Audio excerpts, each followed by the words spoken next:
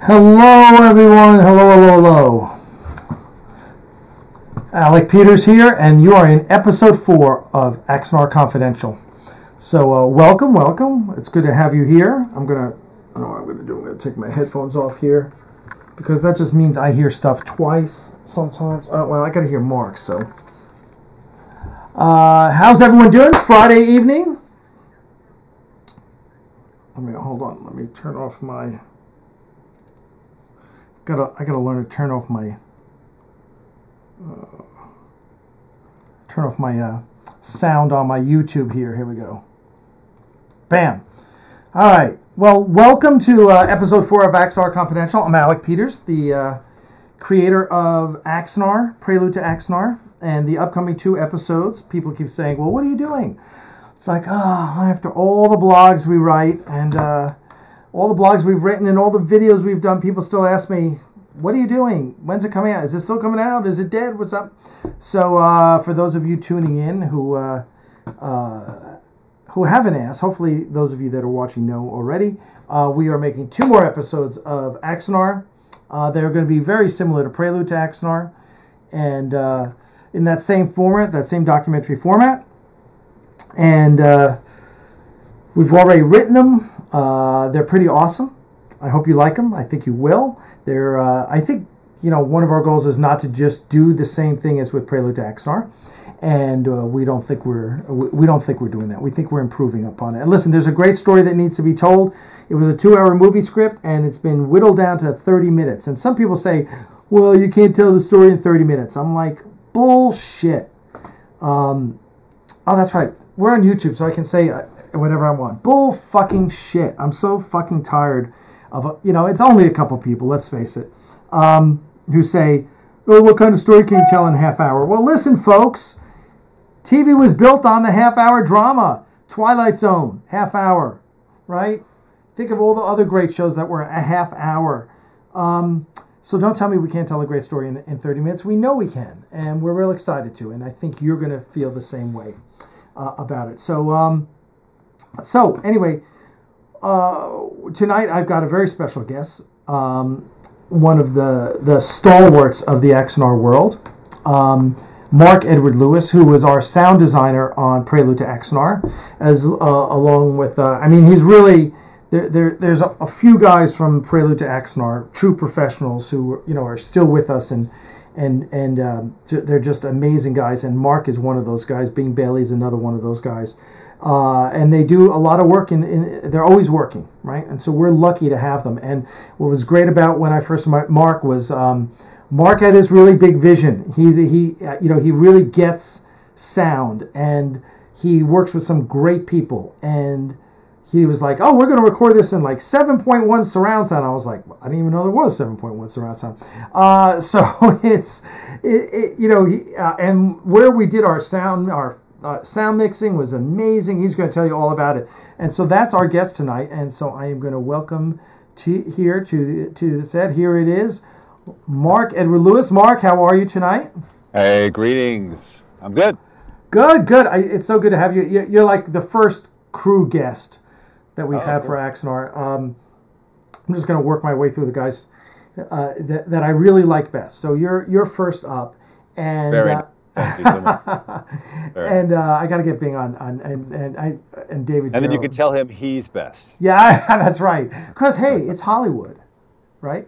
You're always looking over your shoulder. Who's more important than Mark Edward Lewis that I can talk to? Just a second. No, I love you more. Oh no, you. Yes. Well, it's something we see. All you had to do was sit at Aroma Cafe for a half hour, and you'd see all that crap. I'll give Rob Burnett one thing. He never wanted to go to Aroma. He hated the scene there. So, but that's Aroma Cafe. For those of you who don't know, is in Toluca Lake. Tahunga. Yeah. What do you call that? Whoops! You just bounced. There we go. Anyway, Studio City. It's in Studio City technically. It's right next to Universal Studios. Call it that. Yeah, and actually it was on the same street as Richard Hatch lived. Richard used to live right down the street. He used to just walk there all the time. And then, of course, so it's just a great little coffee cafe. They had lots of pastries and cakes and everything, and they had the beautiful outdoor patio. It was just awesome. But Herb Jefferson of Battlestar Galactica, Boomer, was always there. He was always there. It was like, I went up to him one day. I said, Herb, they need to put a plaque on this table, reserved for Herbert Jefferson Jr. Because every time I went there, that's where he was. He was sitting at the same table, right there, reading a book. You know, the life of a former famous movie actor, I guess. But it was a great place, and you and I hung out there. That's where we first met. Tell the fans the story of how you and I first met. Yay! So first of all, since I'm all about sound, did you get the notes to turn your microphone down? Oh, turn it down. Okay, that's what they were saying on the people on are the saying forum down in the chat. How's that? Also, I talk real loud. So how's that? Is that okay? Is that better, everyone? And just a few call-outs before you begin. Dale Simpson, associate producer of Axanar and our head of security at the studio, is here.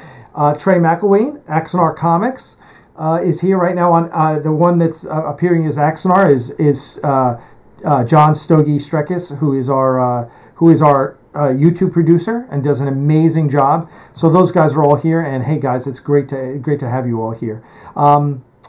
So anyway, Mark, how did we meet? Well, I got a Herb story for you. Okay. And that is, I had made, bad English, an Apollo jacket for myself. You've seen me in it. Yeah. And I had one made for Richard, because not only did he live on that street, but he had acting classes in a kind of venue right next door to Aroma Cafe, sort of halfway between where he lived and Aroma Cafe. Which is where I took my acting classes with him. Correct. And I was walking down the sidewalk to go hang out at his acting class and give him this jacket. And I'm walking down. Now, I had never seen Herb. I know you'd seen him a bunch, but I had never seen him. And I'm walking down, and here he comes. And I'm like, oh, this is so cool. And I'm wearing my jacket, and I'm holding Richard's. And he stops, and he looks up at me, and he goes, I recognize that, as only he can do. Yeah. Wait, you didn't know him at this point? I'd never met him. Oh, but really? That was my introduction to Herb on the sidewalk right outside of Roma. And he's like, I recognize that. I'm like, oh, Mr. Jefferson, it's so great to see you, and all this. And he's like, who's that for? And I'm like, for my buddy Richard Hatch. He goes, that's very good. So, how did I meet? How do we meet? Well, this is the power of Aroma Cafe and the power of living in Hollywood. I was about 6 years before I met you. I was broke, and I was on Craigslist looking for work. It was a dark time, and I found this ad before in the time of Craigslist. the Force. Yeah. I didn't want to use the Star Wars reference on a star. Anyway. We can cross the streams here. Can I cross the streams? We can cross the streams. Dark time for the rebellion, for sure. So, and I'm looking on Craigslist, which shows you how dark that was. I just recut my editing reel, and I was like feeling great about it, and I'm like, yes, it's gonna be awesome. And on Craigslist, nobody ever responds to you. You send out hundreds and hundreds, and nothing happens. But I get this response from this guy. He says, listen, my son's shooting this thing, and I need a great editor. I saw your reel. Let's talk. And I'm like, oh, great. Where do you want to meet? He goes, Aroma Cafe. My name's Richard. I'm like, okay, great. That's all I got. I arrive like, 15 minutes early, as I always do to every meeting. And I show up, and there in Aroma Cafe, across this way, is Richard Hatch.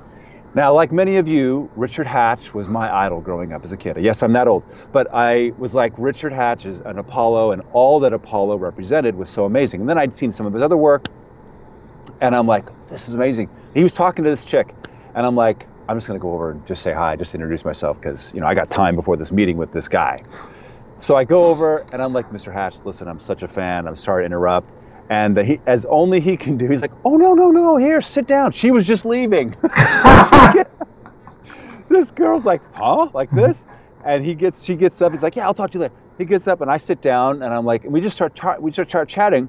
And about 15 minutes in, I'm like, listen, Mr. Hatch, I'm so sorry, I got a meeting at 15, like where I'm at now. And he goes, oh, yeah, I do too. I'm like, oh, really? What's it about? He goes, oh, well, my son starts, and he says exactly what's in the ad. And I'm like, I'm Mark Edward Lewis. And he's like, oh, it's you.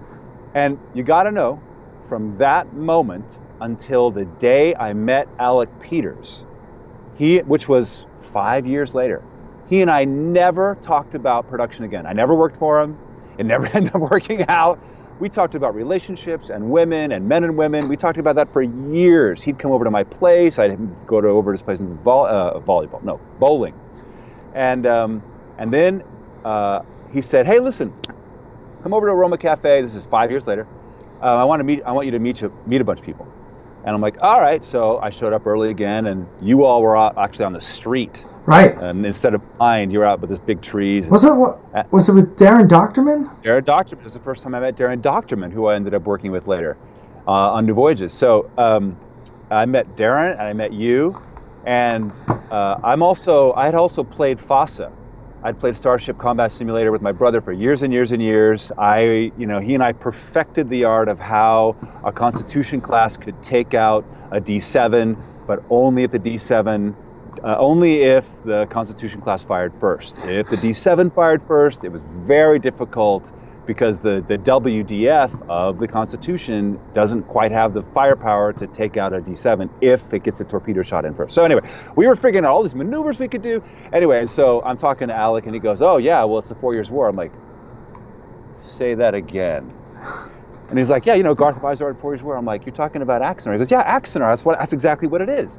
And I'm like, "Well, how do I get involved? Because I got to be involved. What do you need?" And he's like, "Oh, I need an editor." And at that time, he hadn't brought Rob on. And I'm like, "I'll be your editor." And then it was post-production supervisor, and a whole bunch of stuff happened, which includes Avengers, Station, and a whole bunch of other stuff. I don't know how much we want to get into, but that's how Alec and I met. That's right. That's right. So, there's a lot of stuff there, and I'm gonna, as a matter of fact, while we're talking here, I'm gonna go to my Google Drive here and download, and let's see if this already downloaded. At the last second, we were like, "Oh, you know what we need to do?" And no, let's see. We were like, we need to show everyone the original Kickstarter video, which is it's funny because I hadn't really watched it in like. I want to say it's been a year and a half, maybe it was 2 years since I watched the original Kickstarter video that we did for Prelude to Axanar. And it's funny because now so much has happened, but if you really go back to think about that video and what we were trying to do, and literally when we shot that video, I thought we could shoot Prelude to Axanar for $20,000. I mean, that's literally what I thought, which it's naive. Yes, I fully admit that was naive, but that was kind of like what we thought. We're like, oh, well, I can do it. And that was our range. We were like, oh, if we can get 20 grand, we can do this. Well, and I was thinking if we get 10 grand, Tobias said he'd hold off, like we could pay him later on his 5 grand for his effects, and then I can probably sell my car and get, it's just like, if we could just get 10 grand, and at that time,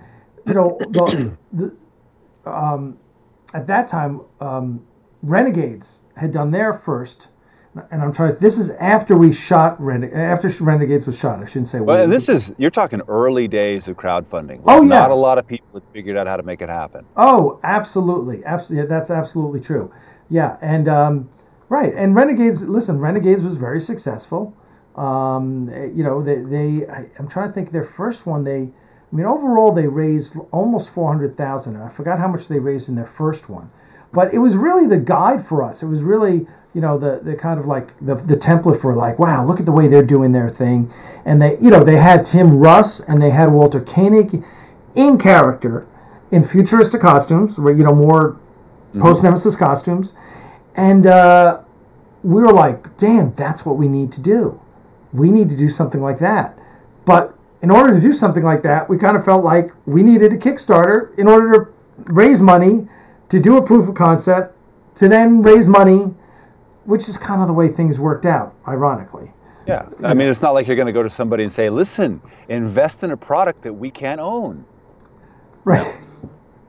Right. So it was really about the fans and how we were going to make the fans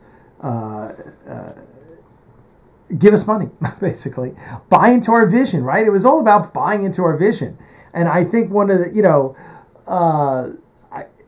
that's kind of what I was selling. It was like, here's my vision. Let's get together and get our sand pails and shovels and go into the play, you know, into the sandbox and let's but it play wasn't Star just Trek. it wasn't just sand pails. It was and shovels. It was about the 4 Years' War, which the only place we knew about it was from the text of the books of Fossa. And although it was exactly canon, we made it canon. We played it like it was canon. And to hear somebody that was like, hey, we want to make this reality as a fan film at the time, but it was like, that's whatever that is, because that's the culminating, you know, rivets that finished the ship of the Federation at that time with the, you know, the Klingons, how they developed the Constitution class, the D7 development, you know, and how they figured out how to get through the reactor leaks of the D6s and all this. I mean, it was such an incredible time in Federation and Klingon and Romulan history, and to say, oh, we're going to do that, like, well, whatever that is, we got to be involved. Yeah, and it was, you know, it was funny because like real geeks like you got caught onto it, right? Because listen, I'm mining, you know, I was mining the well, you know, Garth of Izar, one episode in TOS, you know, and his backstory. I mean, you really, you know, most people really didn't pay attention to the stuff they, you know, realistically, most Star Trek fans didn't really know who Garth of Izar was. And then we were tying it back into the FASA stuff, which now you really had to be a geek, and now you had to be a little older geek. You know, you had to be in your 40s at least, you know, to have played FASA. And so we're kind of mining that, and you know, and one of the first things we did was I kind of like I remember going through the FASA timeline, and then once this Star Trek chronology came out, where the Okudas did, not the spaceflight chronology from late 70s, I guess that was. No, the early 80s. 80s. Was that 80s? Not the spaceflight chronology, which wasn't canon, which was just kind of very speculative stuff. Cool. But it was cool. It was cool. But the chronology, then it laid all the dates out. And that was the book. And I was reading and going, okay, so the Enterprise launched in 2245. And so I started figuring all the dates out. And I put all the dates out, and I said, this is when the 4 Years' War happened. And I wanted it to coincide with the launch of the Enterprise. And so as you work backwards and you figure out the timelines of when everything's happening, so the war was 2241 to 2245, and then I'm figuring Prelude is probably 10 years later, right? It's a documentary. It's looking back. So anyway, but it was fun because geeks like you got it, you know, and you know, it was a lot of fun. It was one of the reasons why when I started getting those first, they weren't previses, they were like vignettes that Tobias created, which which I think we're going to see tonight. And and the script wasn't really done, and there wasn't really production per se done, because we were still on trying to fund Prelude. Like we were in the funding process. I was like, listen, this is so amazing. And I didn't know, I'd never seen Tobias work before. Because I was the editor at that point. And what I hadn't done any post supervision or anything like that. I'm like, let me just take the sound over, and we'll talk about Frank, but let's just start making sound for this. Let's bring this to life and see if that helps any. And of course, all that stuff went into the Kickstarter video. Well, not all of it, but a bunch of the chunks of it. And I don't think anybody has ever seen, what I'm happy about right now is that you were finally putting those videos back for everybody to see in their full length, which is, they're not at full length, they're cut into and these things in Prelude, but now you can see the whole thing. And I'm really happy to see everybody going, wow. It's like, well, that's how I was when I saw it without sound. Right. And then we added all the sound to it.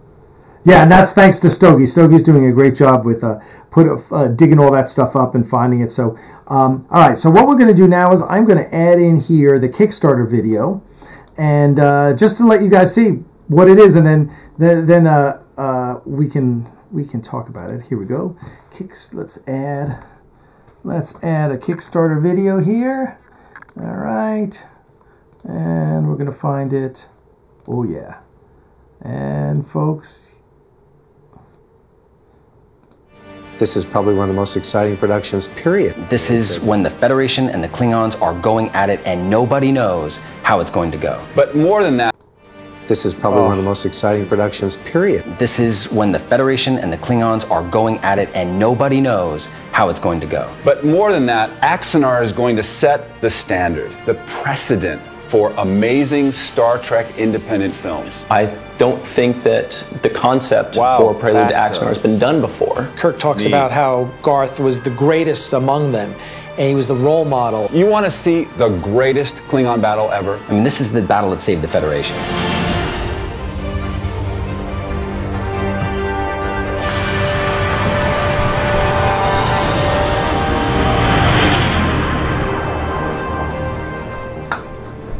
I guess I would call myself a Trekkie. I watched Star Trek from the time I was a young actor in New York City.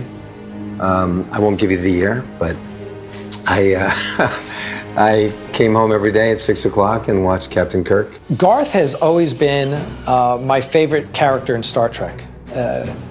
For years now, I've loved that character, and we saw so little of him. I love Star Trek. I'm a huge Star Trek fan. I go to conventions. I dream about Star Trek. If there was a Star Trek cereal, I'd eat it. Now, Garth is one of my favorite characters from Star Trek, the original series. Scared me to death. Queen to Queen's Level 3, Captain. You know, as a Star Trek fan, what I never got enough of was the Klingon Wars. And Axanar being the story of the most pivotal battle in the Klingon Wars, I had to be involved.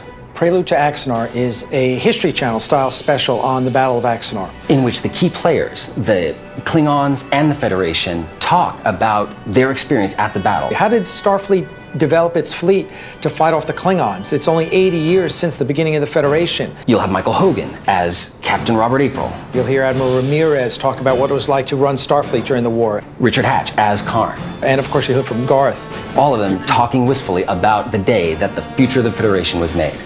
Star Trek fan films have come a long way, and Axanar is really an independent production. We have professionals in front of the camera and behind the scenes that have all worked on major Star Trek productions. So it really is a milestone. Look, I'm an artist. I love things that are visionary, things that are edgy, things where the producers, directors, writers take a risk. This is uncharted territory. This is something that hasn't been done before. I'm amazed that with all the Star Trek shows that they've had on the air, they've never gone into the Battle of Axanar. And this is a big reason why a lot of the incredible professionals that are coming on board, because this is a chance to show a piece of Star Trek history.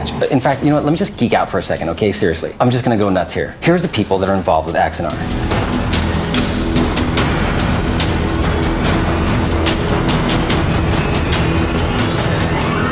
So what are we gonna spend $15,000 on? Well, Klingons demand makeup.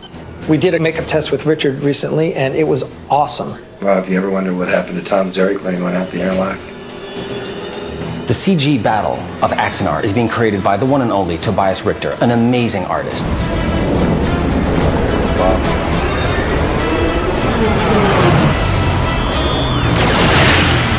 A lot of you have been asking me, when are you starting your Kickstarter? Well, we're going to do this little Kickstarter first, and then show you what we can do with a very little amount of money. Axanar is a lot like the great battles of history. It's amazing, historical, action-packed. Stalingrad that turned the tide in the East, Midway that turned the tide in the Pacific. Sci-fi adventure like we've never seen. Axanar is that kind of battle. I could not believe when I read the script, I thought, they're making a Star Trek movie. So whether you give $10 or $100, we are going to give you great perks, and we are going to give you a finished product in Prelude to Axanar that's going to blow your doors off.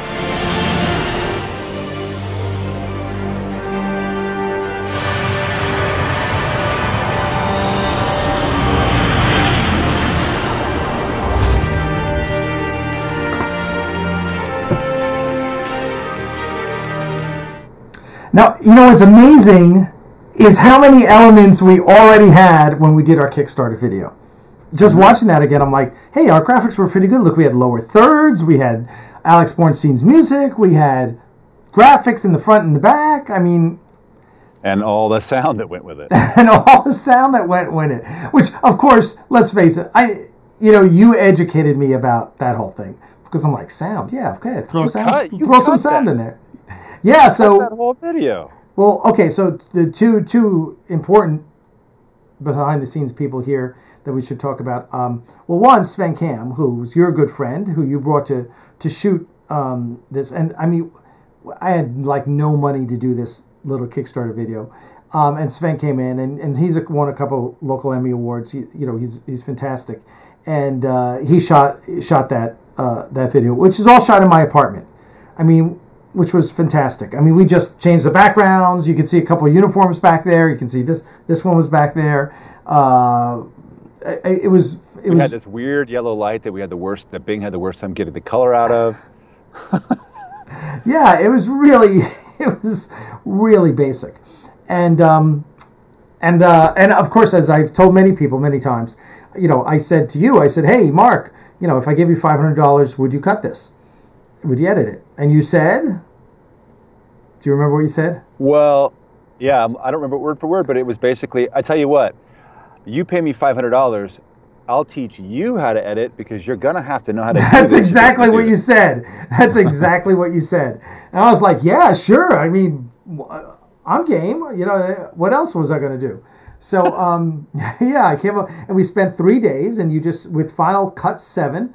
The good old Final Cut 7. Final Cut 7, and you just showed me how to, edit. And it was awesome. It was great. And that's when I realized, I mean, the great thing about you teaching me how to edit was I realized, oh, I get it. Editing is storytelling. Like, I get it now, But if only filmmakers would know that. Yeah, it's just like, this is why, kind of when Christian didn't spend any time in the edit room with Rob, I was like, which is great. Listen, it turned out great because Rob's a director. Rob, he's a storyteller. He got it, and it was brilliant. But I loved going to the edit room with Rob, and so many things happened in the edit room between Rob and I, like the title, like we were like, oh well, what's the title of this? And we started thinking, and I'm like, okay, well, it's Prelude to Axanar. It's the 4 Years War is the documentary. I said, and then we're like, oh, we need an episode number because it's a big sprawling documentary, right? So this is like episode 4. I go, no, wait. Episode 4 is A New Hope. You can't do that.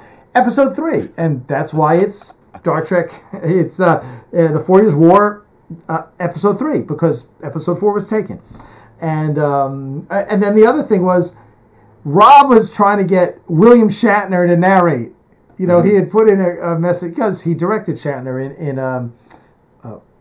what's his film? I'm embarrassed. I forgot the name of Rob's film. Not Trekkies.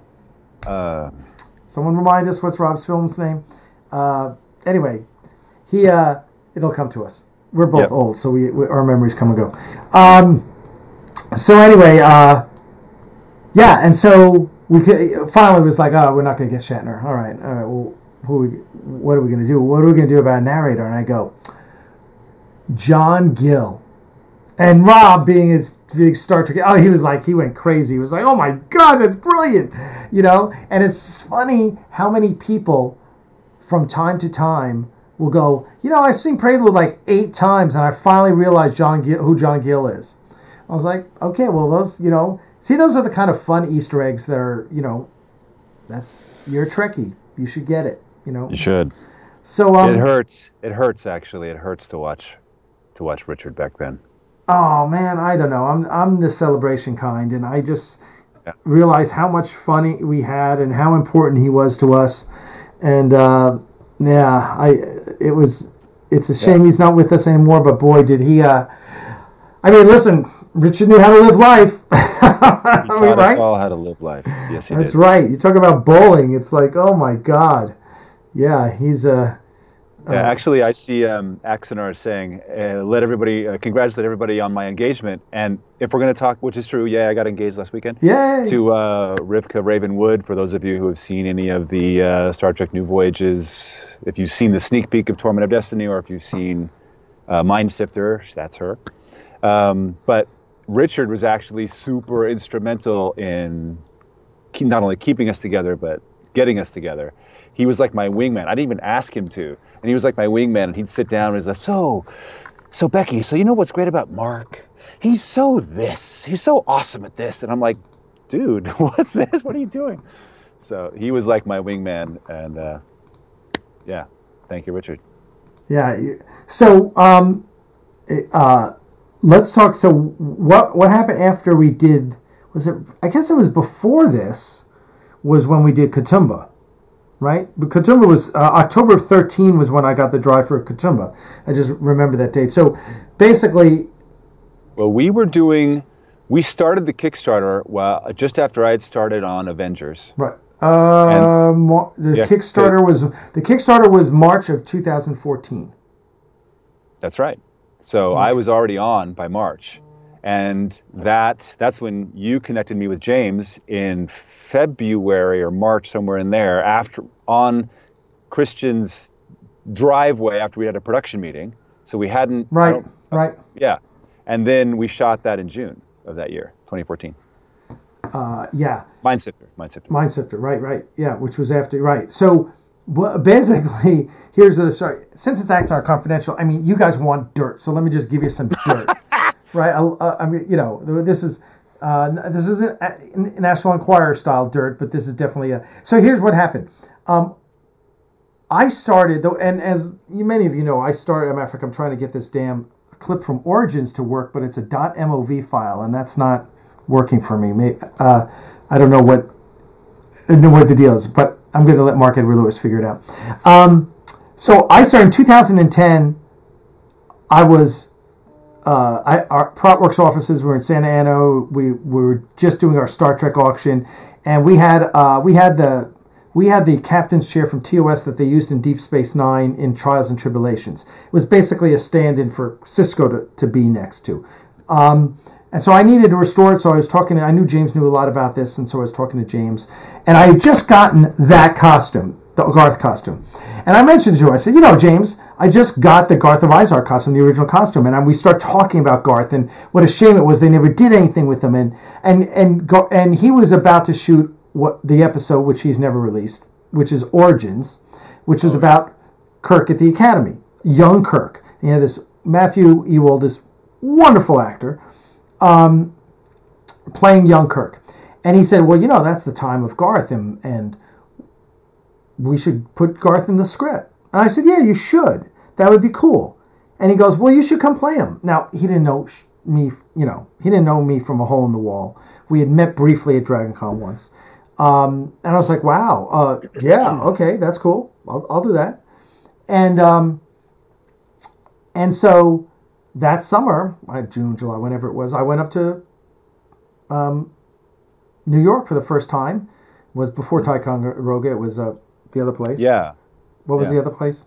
I don't remember. Fort Henry.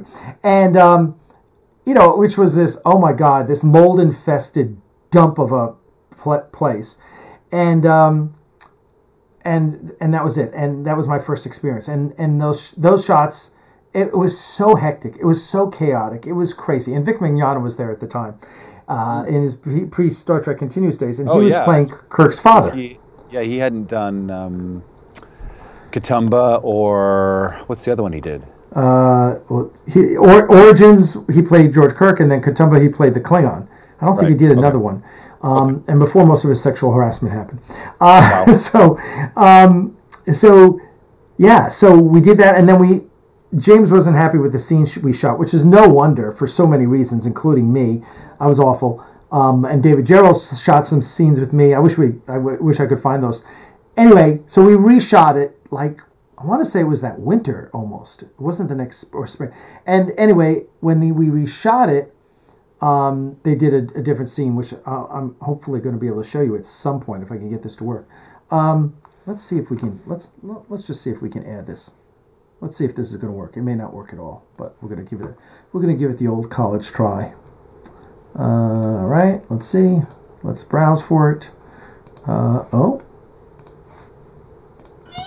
Oh yeah, here it is.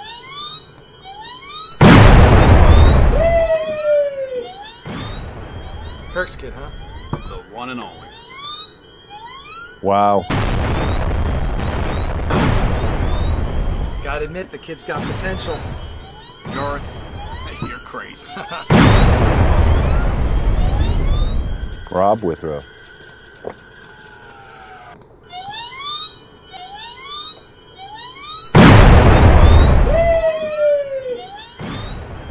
Kirk's kid, huh?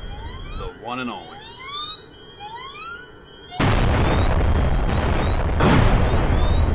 Gotta admit, the kid's got potential. Garth, you're crazy.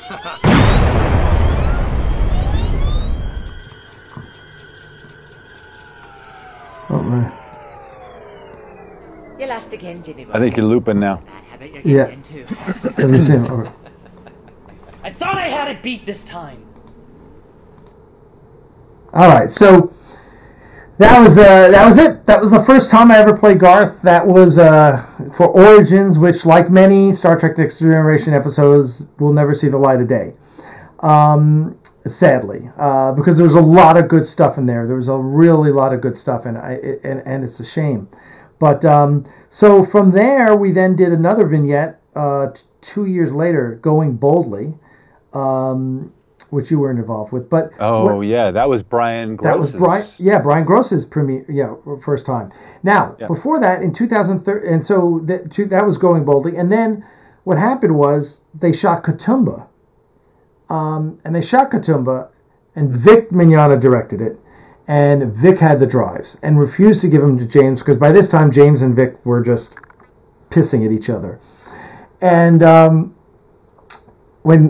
two guys with huge egos who both wanted to be Captain Kirk, and it was not pretty.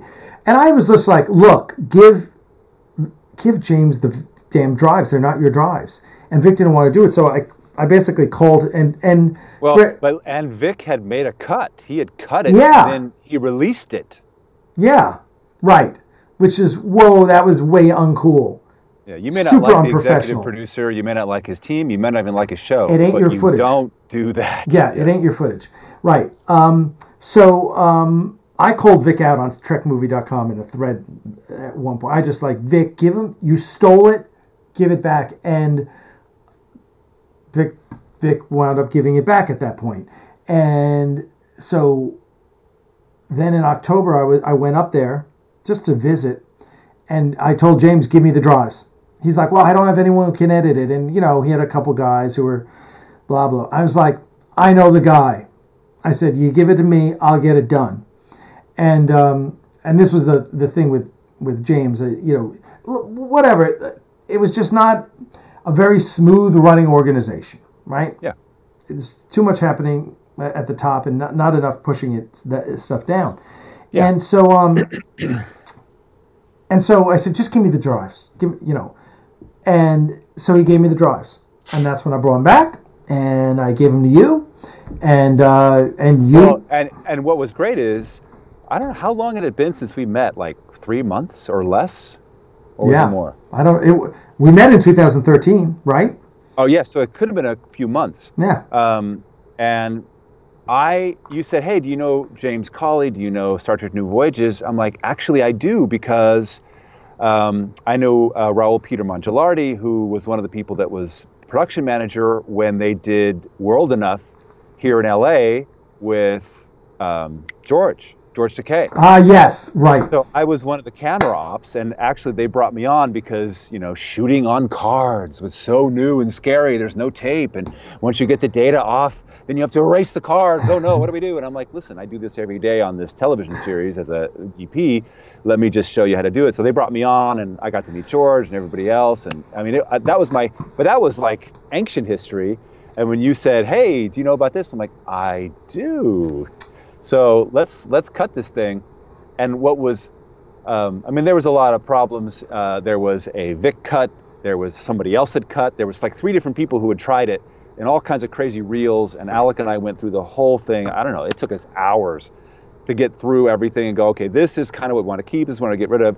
But the worst part was it was all mastered and had been down converted to 720p. Oh, yeah. And if you know anything about 720p, it was great for circa 1999, but not 2013, 14 and on. Right. We had to have it at 1080. And Tobias had done some of the most amazing Klingon flyby things anybody had ever seen at 720p. And I was like, guys, this isn't going to work. And the stuff was grainy and it was weird. I remember so we blew it up to 2K. For those of you who understand what I'm talking about, I'll be done quick. We blew it up to a really big frame, recolorized it, blew up all of Tobias's work, which I made no friends with him at that point, but he got over it. And then recolorized it. We did a huge denoise pass, and then everything got really, really crisp. And Gil Gerard ended up looking okay, even, believe it or not. And then we mastered it, and everybody was, the rest is history. And and the thing about that episode is, I do. I really like the opening of that episode. I really like it. I think it was really well done. You know, it's fan filmy, but it's good fan filmy. You know, I like it. I mean, it's got its moments where you're like, really? Yeah. But overall, it's good. And let us not forget our dear friend Pony Horton, who played Cassia, who has done more visual effects on projects with me than anybody I know. No, Pony did great work. I thought he was really good. I really did. He was good. I thought he was. I really did. No, there's a lot of good stuff in Katoomba, and thanks to you, it's a finished movie. And you. Yeah. And what's great is that then kind of ingratiated James, or me to James and company, so that when you said, hey, listen, I don't know how many directors they tried to go through before they did the reshoot of Mindsifter, but I was definitely not. I think you were like number 6. I was nobody even knew who I was. And you're like, hey, would you be willing? I'm like, yeah, sure. I remember asking you. Yeah. And so I came in and they were like, oh, this is the guy that did Katoomba. And they're like, well, I don't know. We've had some bad experiences. I'm like, yes, you have. And it's going to be fine. And then I ended up showing up with, and that was the first episode with Jeff Bond as McCoy. Yeah. And Jeff Barklage as the DP. Yes. And here's me, just imagine me.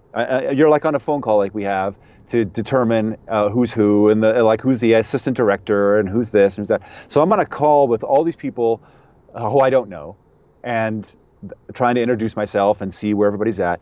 How are you going to do your job? What do you bring? What's your vision? Okay, I got to get to Jeff Barklage. And I go, so tell me how you're going to get this Star Trek look to be awesome and help us get us through this insane 10-day shooting schedule. He talked for 20 minutes.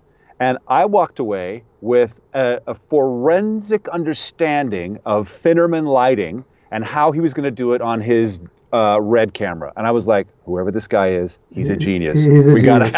He is, yeah. Yeah, he is. He's fantastic. And he's going to be DPing Axanar. Cha-ching. I know. He's great. He's great. It's so funny because I got like at one point I got a message like, oh, my schedule's so bad and this and that. And, and then I got another message from him like a month ago and it was like, let's shoot this thing. Let's go. I was like, whoa, thanks for your enthusiasm, but chill out for a sec. So, no, I'm so excited to work with him. And, again, it's putting together all these people who are really, really good at and will deliver. That's really important. That you'll actually deliver. So around this time, all of the sound stuff. Carry on. I got to adjust the lighting. Oh, okay. Yeah, it's flickering. Around this time, we had done all of the sound for almost all the visual effects that had been shot for the video, and we were also working with Frank Serafini. So for those of you who don't know who Frank was, he was the guy that basically is credited with doing all the sound for Star Trek: The Motion Picture and Tron, and was on the team that won the Oscar for Hunt for Red October. And I met him at the NAMM show out here in Anaheim, and we became, like Richard, I met him because I'd seen Tron when I was a kid, and I was like, whoever that guy is who did the sound effects, he's a genius. And, set the Wayback Meter forward 35 years. And I'm like, there's Frank Serafini at the Zoom booth. Let me go talk to him. And from the moment I said, hey, I really respect your work, for the next month and a half, all we talked about was real estate. We didn't talk about production at all. And I walked away from a meeting where I'd gotten the job being basically what ended up being post supervisor for the Avengers Station exhibit, which is now in Las Vegas, at Tropicana, I think it is. Treasure Island. Treasure Island, yeah. I walked away panicked because I'm like, who am I going to put on this sound team? I just picked up my phone. There's Frank Serafini. Hey, how'd you like to be working on the next Marvel exhibit? And the rest is history. And again, another gentleman like Richard, who is no longer with us, passed away, I believe it was September 12th of last year. Very sad. Yeah, great guy. Frank was a lot of fun. He was always always so excited. What's that? That was the day I met him. Yeah, and there's you and Frank. Is that it? Where's that? Is that it? That's at NAMM. That's at the Zoom booth, right where I met him. We had spent 2 hours talking about how he was going to sue Bank of America for cheating him out of a $27,000 real estate. And what happened next is this is only Frank does this. And you guys, you got to get, one of the things that Frank he was citizen first. Screw the government, citizen first. He flew himself to the president. It was the president of Bank of America Global in the Hamptons with a sign. And I don't know what the sign said, but it was basically like, shame on Bank of America for screwing the little guy out of, whatever. He calls his house. His wife answers. He goes, hello. He goes, yes, are you so-and-so? She goes, oh, yes. He goes, oh, okay, great. Is he home? No, he'll be home at 6. Perfect. Hangs up and starts walking up the sidewalk of the house of the president of Bank of America Global, walking up and down. She calls the police. The police show up, and he's like, hey, man, as only Frank can do. And they're like, what are you doing? He's like, I'm exercising my First Amendment rights. What are you going to do about it? And they're like, am I causing a disturbance? And they're like, no, I'm just here. Next day, he got his money. Yeah, that doesn't surprise me. That's right.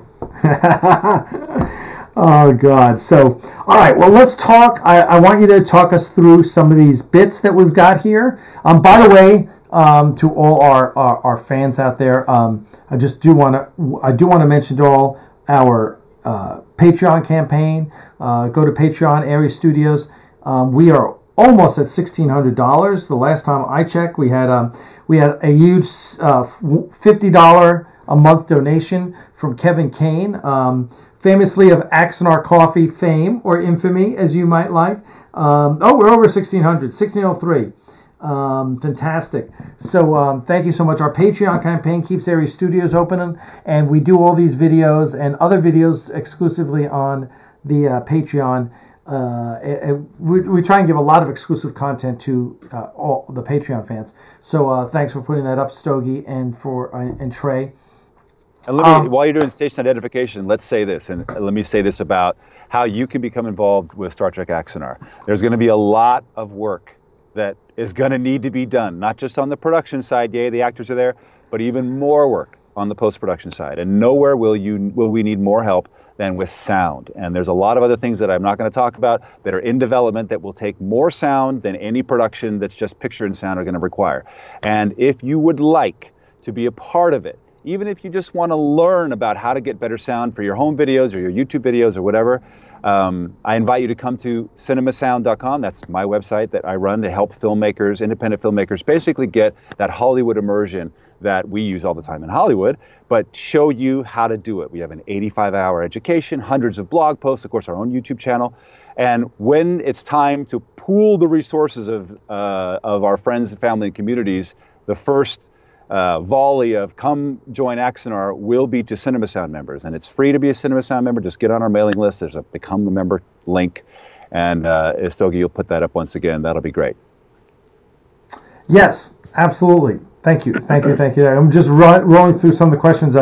Kevin Rose said Alec Peters Gross was the only actor who was age appropriate for Kirk. I saw that. Yeah, exactly. Yes, exactly. Because he's in his 30s, and the episode with him and his wife, THT. Yeah, was the holiest thing was. Wait, was that you, Mark? Did you direct that? No, that was. Who directed it? Was that Darren Doctorman? Darren Doctorman directed it, and what happened was the ending James didn't like, so I ended up directing the new ending. And since JC and Brian live like right next door to me, and actually Rivka flew. We had just started dating, so Rivka flew down to do makeup, and we brought in a really small crew and a little green screen stage. We recreated, while I was shooting Torment of Destiny, I shot mega wide stills, plates of all of the interiors of what is now the Star Trek tour, New Voyages tour, whatever it is, of all where they were going to be it's called the corridor. Wow, sorry. And so I had all these mega wide plates, and then we used those. Pony actually, and Tobias, I think, recreated all those rooms. So every time we turned around to see JC, to see Brian, we would see like it was in Kirk's quarters.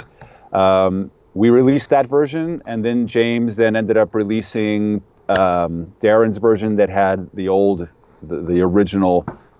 I won't say scripted because the original script was never used, but a secondary script by David Gerald that's out. So there's actually 2 endings if you look. Gotcha. Okay. And just cruising. So, listen, we could talk about Star Trek New Voyages for Yeah, I know. It's Axanar. Sorry. many shows. No, listen, I love it. And there's a lot of stories there, and I definitely, you could tell stories about Mindsifter, which we'll have to get you on Real Trek one day to talk about Mindsifter as well, because that was great. But yeah, I mean, it's a shame, and I do want to say there are a lot of great people who worked on Star Trek New Voyages that we got to hang out with. Charles Root, who played Scotty, I love Charles. He's awesome. He's a great guy. And yeah, there were a lot of great people. We really had a good time up there. Okay. Two endings to Holiest Thing for that. So who asked that question? I don't remember who it was, but there's two endings. There's two versions of Mindsifter. There's two ending versions of Holiest Thing. It's so confusing. I know. It's so confusing. So okay, so let's start getting through some. We're going to get through some of these videos. And Mark is going to tell you a little bit about, because the sound, it's not just Tobias Richter's amazing visual effects here. It's the sound is so awesome and impressive. So Mark's going to take you through a little bit of what goes into them. So you want to tee up the first one, Mark? Am I teeing it up, or are you teeing it up? Yeah, you tee. I mean, I'll put it up, but you talk about what are we about to see? I don't know how to do that. Yeah, what are we about to see? Well, we're seeing. I can't remember what the first one is. You don't want to tell me. No, do that one first. Is it the Geronimo? I think so. Yes, Geronimo's first. So when you do sound design, it's just like doing set design or wardrobe or even writing. You have to have a world. What's the world in which Axanar sounds live? And that was a question that Frank and I and the team went around about. We knew we wanted to have a definite tie to original sounds, TOS. We knew we wanted to avoid TNG kind of sounds where we could. And still, we're kind of like, where are we going to pull resources to create sounds that really had never been heard before on ships that had never been seen before, for the most part? Like, no one had really seen a D6 or even the Ares class. No one had seen any of that. And so we kind of got to feel like, we're going to take some liberties and create sound effects that are Ben Burt Star Wars level grade, not no, not that, but something that really had richness, something that really moved us. And we experimented with a lot of things, but in these 4 clips, if we have time to show, I think you'll really sense the world of sound that we've created. And a lot of it comes from taking motor vehicles of various kinds, including motocross, even just cars, sea helicopters, regular Huey 204 copters. We thought the 204 was particularly ironic, thanks to Star Trek 4. And we took all of these sounds from the edge of the blade of the helicopter breaking the sound barrier on its retreat or its ascent, to the actual whine of the turbines. And then slowed everything way down, like by sometimes 10 to 20 times. And that creates sort of this weird, eerie sound that we then resynthesized, did funny things to, which I won't get into, although we had those videos on Cinema Sound. That creates warp nacelles and deflector dishes and things, Buzzard ram scoops, sorry, I'm mispronouncing that, but shield generators and that. And then we layered that in with the original sounds, which we then added a bunch of harmonics to. So when you see, there's a place in Prelude where there's phasers coming down on the planet. Is that Arcanus? Yep. Mm-hmm. Frank, actually, we lowered those phasers and made them bigger. But then he actually added shotgun sounds. So when they break the atmosphere, it's boom, like this.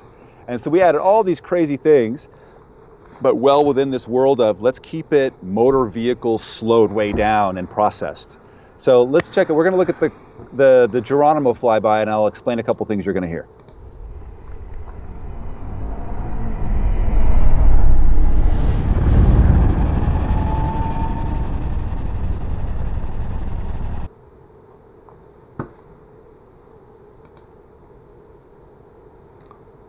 I can't tell when it ends. I'm like, that's it. It ends. 20%, 20 seconds delayed.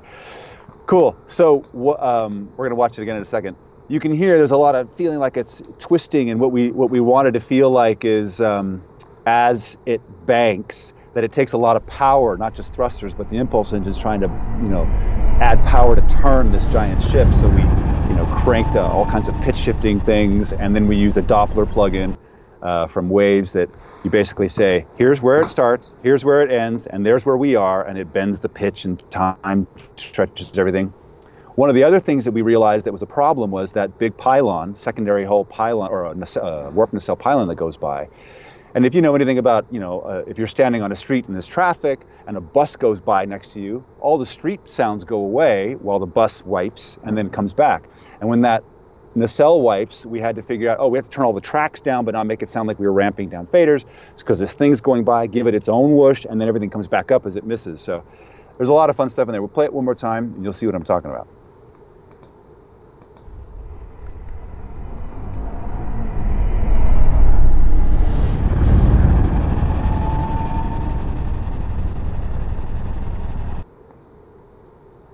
So pretty. So pretty. So, okay. Well, so you can tell that. Yeah, it's super. Yeah, Star Trek doesn't sound like that. No, Star Wars sort of has that sound, but again, we didn't want it to sound like Ben Burtt. We just said let's take motor vehicles. In fact, that is a sea helicopter lowered. It's tires rolling in the rain, and it's another element for the power of it.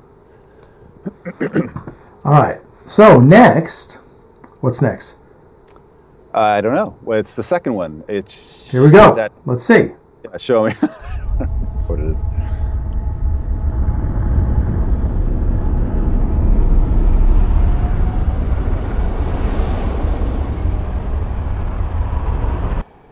Oh, dude, I'm just so stuck on that nacelle in the lower left corner. It's so beautiful. It's so beautiful. And Dana, we didn't do side chaining for this one because it was, it would have taken us longer to route everything than just take the faders and go like this and add, just do this. But if we had had a situation where there was a bunch of stuff flying by, yeah, we would have absolutely side chained it with something else. So this is the fleet approach, which we had so much fun doing because not only is it just one ship, we got all these ships, and I actually have on my hard drive a vocabulary of ship sounds. So here's the Geronimo, here's the Charon, here's the Ares, and all the sounds of it, the deflector dish, the shield generators, the phasers, all this. So we were able to just really expand the tracks from 12 to 40 or so, and just add all these elements and then slowly pan them. This shot basically has everything in it except the elements we use for the Ares, obviously, because the Ares isn't in there. All of our new deflector dish sounds, all of our new hull whoosh sounds, like the hull comes by and you hear this, it happens. And if you're listening on little computer speakers, you're missing out. It's really, really cool. And a lot of you I've seen on the post are like, why is there sound in space? There's no sound in space. Well, that's true. And guess what? I know this is hard to believe. And some of you, this may hurt. There's no Klingons either. Yeah. I'm just saying. And what Kubrick discovered with 2001 is that while it is possible to have perfectly silent, with music, but silent spaceships flying by, it works in 1960, whatever it was, but it doesn't work in 2015, I promise. And however great Alex Bornstein's music is, and it is, no sound effects in space, everybody's going, when's this going to be over? I got to get out of here. I'm not immersed. And immersion, dropping you into that feel, which Axanar has, as you can see, it's not just the visuals. I mean, the visuals are beautiful, but the music's great, and the sound effects immerse you. So you're like, I want to be here. And without that, you're like, it's cool. Yeah. Alec Peters, yay, good. But with this, it's like, oh, we're so connected to it. All right, next one. Let's see. What do we got next? This should be the. Here we go. The Titan. Yeah.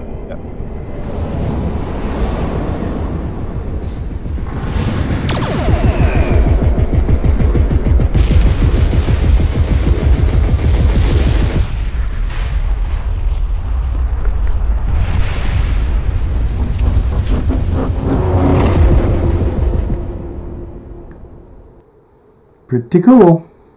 Yeah. This is the first one we did, and we spent like days on it going, how do we do this? When the D6 comes back to camera like this, that's a pitch-bended monster truck coming through a jump. It's going like this. We're like, that's so cool. That doesn't sound like. And we're looking at each other going, is that Klingon? I don't know, but it's cool. Let's just use it and see if they like it. We couldn't tell, but it's so like, wow, evil power, coming up. And we made a creative choice around explosions and things that are sharp. And for those of you who are, inquiring minds, you saw the explosion, but then heard it later. And now you're all like, well, if there's no sound in space, why is sound delayed in space? Like it's far away? I know. It just makes it more real that it's so far away while we're, behind the D6 hearing the engines thump away, that having that a little bit of motion, a little bit of time before the explosion comes and hits us makes it feel emotionally more like, oh man, that's bad. As opposed to boom, explosion, where you're like, oh, that sucks. But it's like, oh, you feel that pressure. And then we've had other people ask about, why does the D6 thump? That sucks. We hate it. Well, if you've played FOSSA, you know that one of the major design boosts of the D7 is their whole power core. Their whole system got revamped so that it didn't leak all kinds of bad stuff. Bertolt rays and whatever they came up with. But the D6 was earlier and in fact was a little bit clunkier. It had big weapons advancements, but the engine cores were prone to leak, and a lot of Klingons died on board ship just being at warp. So we thought, we can't change the sound of the D7 because that was established, but the D6 has never been established. So for those of you who watch Prelude, you know the D7 comes out and it's got the sound that we have to use. And the D6 has that clunkiness, like it's powerful, but it's kind of like, well, we're not sure when's that reactor going to go bad. And then a brief Frank Serafini story, we were stuck on how to recreate the sound of the torpedo bay opening and turning red. And we tried to sample it and cheat and get it off Star Trek, the motion picture. We couldn't because of Jerry Goldsmith's music. And so finally I called Frank and I'm like, how did you do this? And he's like, oh yeah, that's an oil fire in a pan on a stove. I'm like, what? He goes, oh yeah, try it. And I happen to have a bunch of them in my library, and I pulled it up, and so help me, it's the sound that whoosh, that sound. It's the oil fire. So cool. All right, and last, our battle scene. Yep.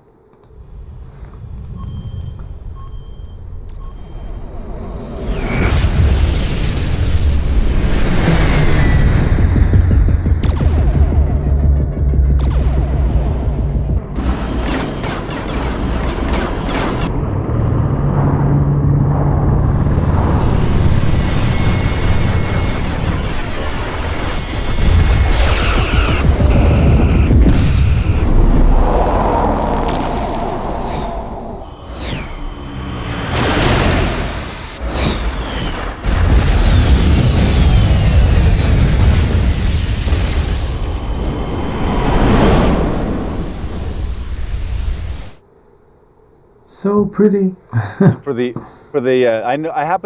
I'll never forget the look on Alec Peters' face when we're in this big sound stage on a 30-foot screen in a big 5-1 system.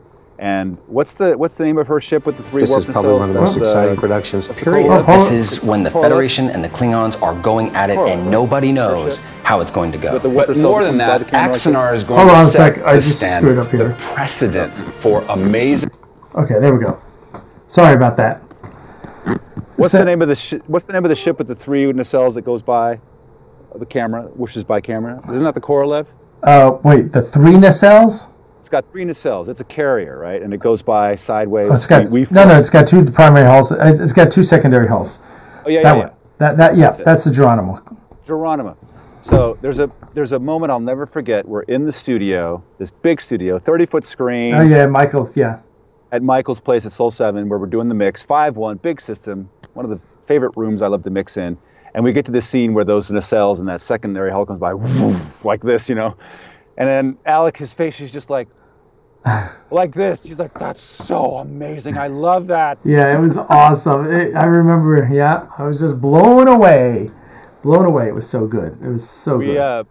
This is the only shot we have tonight of the Ares, and the Ares we wanted, because it was the star, it's its own character.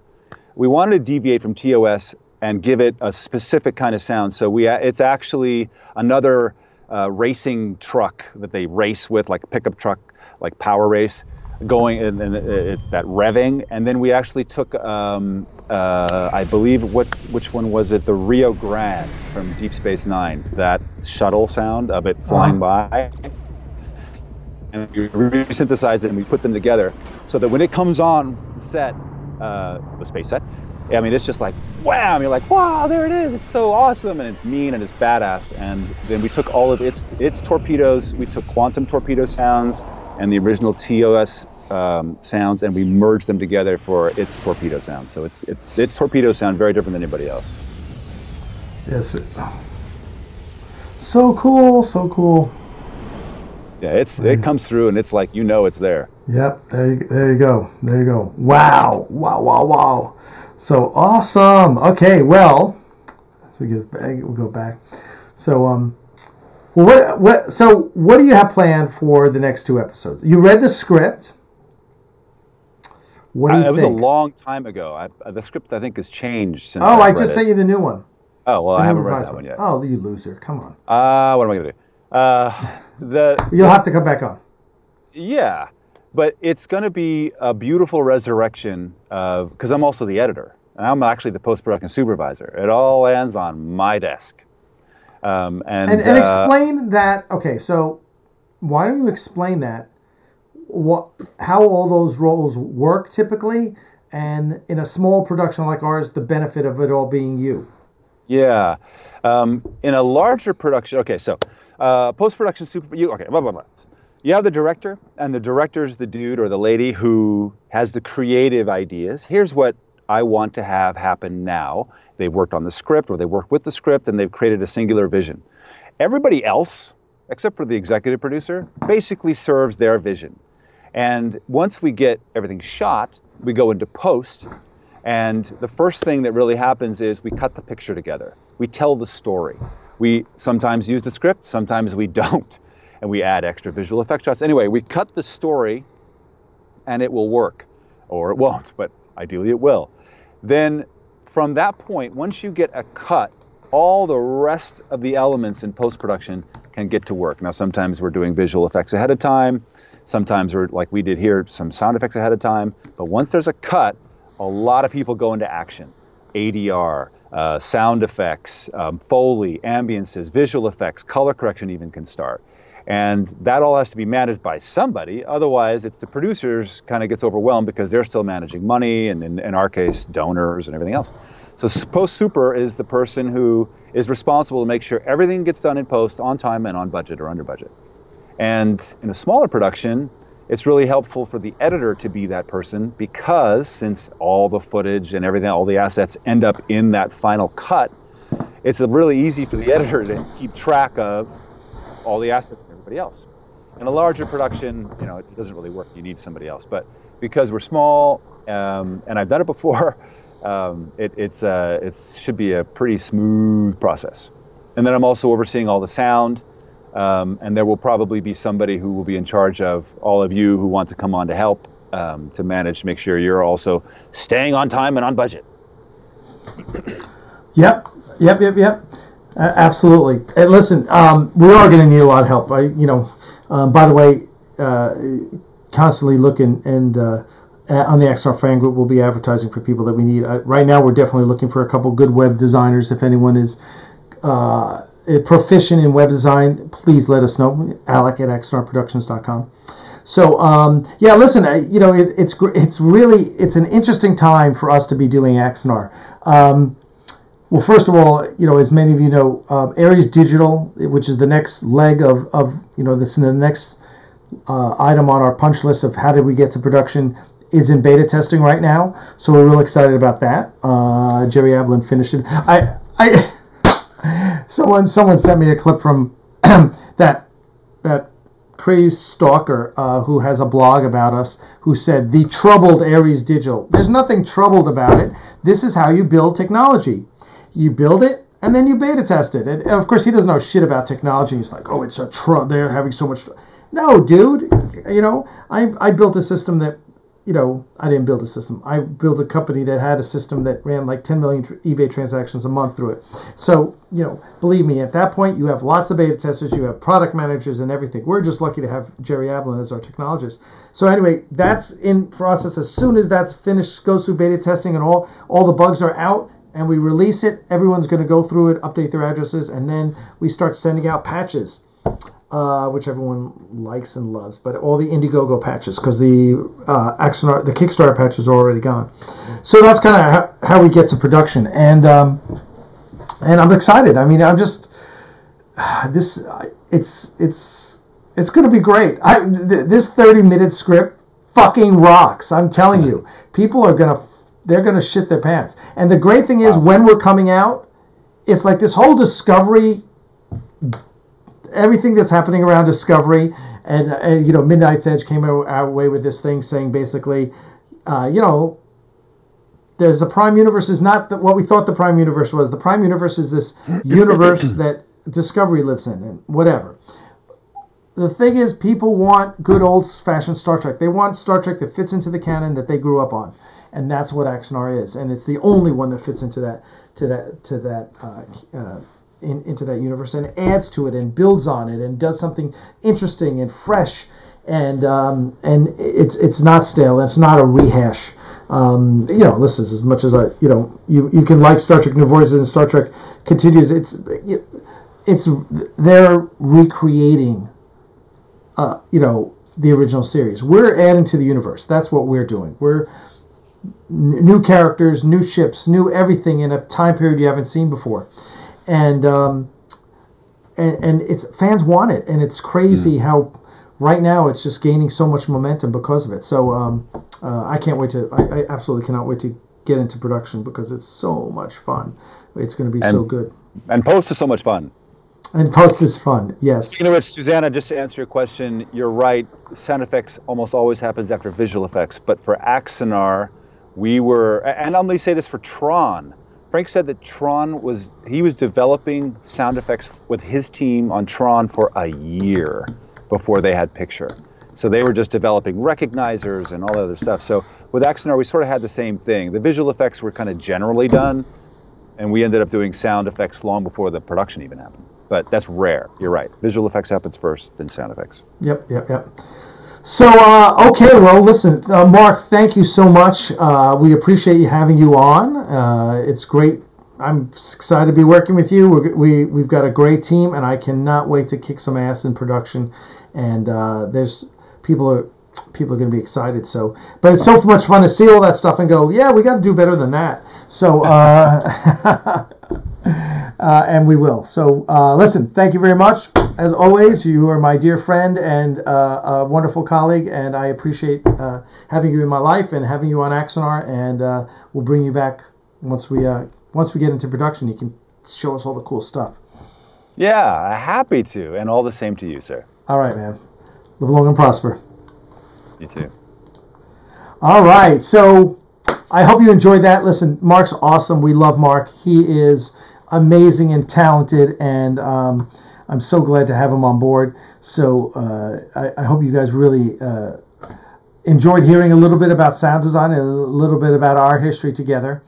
And I'm going to take some questions. And you know what else? It's time to talk a little bit about, and we're going to make it real fast. Those of you who have been here before know right now we're in the middle of rescuing some puppies in Texas. And I'll fill you in if you weren't here for Real Trek on Friday. I'll just fill you in on what's happening real quick, and then we'll get to some cool stuff that I pulled out for you guys. There were 4 puppies who were in a kennel in a shelter and about to be euthanized in Texas. Little puppies that you see here, and we went in and pulled them out.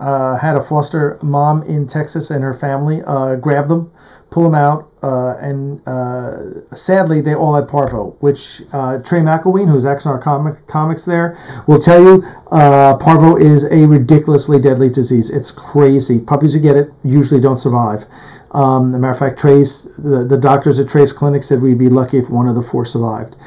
Last weekend we lost one of them, Latte. We lost, and then on I guess it was Wednesday night we lost Coco. Mocha, who was really sick, and I'm going to show you a little video of Mocha. We thought we were going to lose Mocha too, and here's Carmel on the left, and that's Coco on the right, who sadly passed. You can see how malnourished they were. They weren't taken care of. Someone just dumped them at the shelter. And you're going to wonder, what does this have to do with Star Trek if you haven't been here before? Well, it's because we're raising money, and we're going to sell some cool swag, all the money going to raise the puppies. That's Mocha that just entered the picture there. So right after this was taken, Mocha and Coco went to the vets on Tuesday. And ironically, the vet said, oh, well, Coco's 50-50. You could take Coco home because Susan, the foster mom, was giving them intravenous fluids and syringe feeding them when they wouldn't eat, like here. So sadly, Coco passed on Wednesday evening. I got a call at 8:30. It was very sad. And now here's the crazy thing. This is crazy. Mocha, who is in worse shape than Coco, at 1 o'clock in the morning, they call Susan and they say, literally, Mocha had no heartbeat. They put a cover over her. They called from the vet's office. They called and said, hey, we're sorry to tell you that Mocha just passed. And literally at that moment, Mocha stuck her head up out from the covers as one of the vet techs was passing. And they were like, whoa, wait, what? This dog's not dead. And they immediately started stimulating her, heating her. And that was on Wednesday night. And here it is, Friday night, and she's still alive, and she's incrementally getting better every single day, just a little bit. Yesterday she had no diarrhea or vomit. Today she's moving a little more, just little bit by little bit. And these dogs are precious. I'm going to show you a little. I showed you the video here, and we're just we're crazy dog lovers here. Trey McElwain can tell you. We love dogs. I have 3 rescues myself. A lot of the Axanar people are dog lovers. So what we're going to do here is I pulled out some stuff. So if any of you guys want to donate, you send it to our PayPal, which is auctions@propworks.com. I literally, when I checked them in on Tuesday, I had to give them my credit card, my care credit card, and they charged $2,400 for the care of 2 of them. Sadly, of course, as I mentioned, Coco passed away, but Mocha is fighting for her life, and we are cautiously optimistic. So, so let's get to selling stuff for these puppies. Listen, that is the patch set. That is the Axanar patch set. If you want that is all 14 patches from Axanar. $100 plus $5 shipping. It all goes to the puppies. So if you want it, just say mine in the feed, and send us $105. Auctions@propworks.com. Stogie, want to put that in the chat? Let me tell you something. Okay, so I pulled out all sorts of stuff today to sell to you guys because I know you guys love this stuff, and we want to show you what we have. So here goes. All right, I'm going to give you back to that. Oh, thanks, Mark Cuther, $5 super chat. Alec, how do you feel about the use of pets in Star Trek, like Porthos and Enterprise and any other pets? Yeah, I mean, God, it's cool. I mean, I hope Porthos was ship trained, but I think it's cool. And listen, we have a cool scene with a dog in Axanar I can't tell you about. But yes, it's very cool. Very cool. And yes, don't you wonder if when Archer became president of the Federation and later on, if he still had a dog? You may find out. Eccleston Angel says, my Westie is my avatar. His name is Mac. Oh, that's awesome.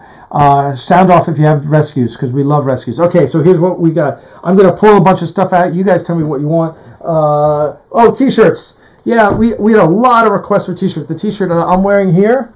Let me get up and model it for you. Okay, Axanar T-shirt here. Axanar symbol, Aries symbol on the back. Okay, I've got. I checked today, and I've got we've only got like a dozen of each size left. Bum-ba-dum, bum-ba-dum. All right, you want an Aries T-shirt, an Axanar T-shirt? All the money goes to the puppies. to keep Mocha and Caramel. Oh, by the way, Caramel is doing great. She's at home. She is. I'll try and dig up a video for the next. She's doing great. She chews on everything, and her foster mom is totally in love with her. So if you want a T-shirt, yes, T-shirt, $25, and it's going to be like it's a little more. It's like $8. Give me $8 shipped. $33 shipped. I'm going to throw in a Historical Society sticker for you as well. Okay, $33 shipped. It all goes to the puppies. So there's the black one. Okay, auctions at protworks.com. Stogie, put that in the chat. We also have the white one, which is basically the same, except it has the Aries logo on it. Now, I don't have that many of those. And I have like XX and 3X, and you have to ask me about this. This is the Admiral Ramirez T-shirt, right? Ooh, bigger, faster, more agile, drip drop. I got a few of those. This is like a 2XL. If you want the Ramirez shirt, you got to let me know. Sizes, I have most sizes, Scott. Just let me know what you want. I did get Outlaw. Yes, large tees, absolutely. Black. Listen, when you send us money, and again, I'm going to write it in here, okay? It's auctions at propworks.com. You need to tell me size, color, address. Michael Weir, if you're still on here, I do not have your, I need to talk to you. Let's see. Martin Constantino, you ordered something for $20 and we have no idea what you ordered. So you need to talk to me. And also Chris Smith, Joel Mayer, and Nanette Niece. I got no addresses from you guys. All right. So these are previous orders. Everything else is shipped, or there's some boxes out here that are going to ship too. There you go. Okay, so T-shirts. Boom, boom. Everyone saw the T-shirts. $33, and it goes to the puppies. So take care of the puppies. All right, let's see, what else do we got? Okay. Some of you, I sold one of these sets. I pulled out another set. Battlestar Galactica auction catalogs. It's a 2-volume set. Boom, boom. All right, really rare. This is the first auction we did at PropWorks. The auction catalogs, lots of behind-the-scenes photos, props, right? Props, costumes, all sorts of cool stuff, right? There's 2-volume set. Bam! You're going to get both volumes of that, plus the Star Trek catalog. Plus, I'll throw in the construction patch, $100. So I've only got one set here. If you want it, $100. Say mine, and it's yours. All the money goes to the puppies, except the shipping money, which goes to shipping. So, Star Trek, Battlestar Galactica, 2-volume set. Bam, bam, bam. Right? So, there you go. Anyone want that? $100, and you get a construction patch. Okay? Oh, and if you buy it, all right. Whoever wants that, I'll throw in the Silent Running DVD, because no one claimed that the other day. How's that? And a patch. That's pretty. Oh, yeah. Okay. So what else we got? Cade Vernon autograph photo. Cade Vernon autograph photo. Can you see that? Whoop. There we are. Okay. $30, $5 shipping. It's yours. And I'll throw in one for me. You can see this one's to Mike. I'll personalize one to you myself. And you get boom, the Historical Society sticker. $30 plus $5 shipping. Okay. Let's see. How much for the Captain America shield on the wall? You can't afford it. Okay. Here's just something else I pulled out, which is amazing. Right. It is a 5-volume set of hardcover Star Trek original series books with the Final Reflection. So it's the Final Reflection, the Wounded Sky,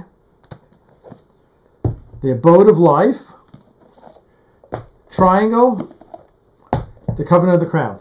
Now these are the special editions by the Greg Press. They are literally. Whoops. Let me just hold on one sec. So 5-volume hardcover. You can't find these. I got a great deal on these on eBay, and I'm going to sell them rather than hold on to them. All 5, they're in nice condition. You know, I'm a totally anal comic book geek. These I would say are in very fine condition. Okay, there's 5 volumes, $100 for the 5-volume set. Okay.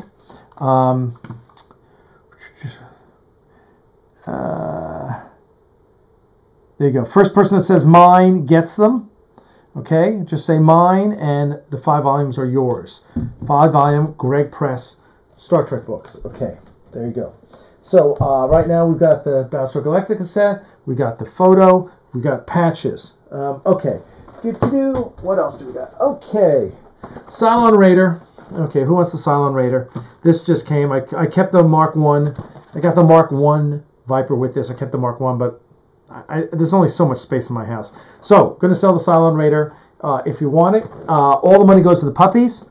$50. Okay, $50. Plus you get the Historical Society sticker.